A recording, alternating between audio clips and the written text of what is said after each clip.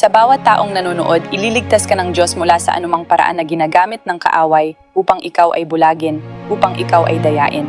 Idinideklara ko ngayon na ang bawat panlilinlang ng dyablo na nagpapanggap bilang anghel ng liwanag upang magdulot ng kalituhan ay kailangang matanggal sa iyong buhay. Inuutusan ko na ang bawat espiritong nagpapanggap bilang anghel ng liwanag ay lumayas. Ang bawat espiritong nagdudulot ng paulit-ulit na mga kaisipan ay lumayas. Ang bawat espiritu ng pagkondena at relihiyon ay lumayas sa pangalan ni Jesus. Ang bawat espiritong humahadlang sa iyo upang maranasan ang pag-ibig ng Diyos, lumakad sa kanyang kalooban at mag-alab para kay Jesus ay dapat lumayas sa pangalan ni Jesus. Salamat, Jesus. Alleluia. Ibinabahagi ko ang kapangyarihan ng Diyos sa iyo ngayon. Naway puspusin ka ng apoy ng banal na espiritu.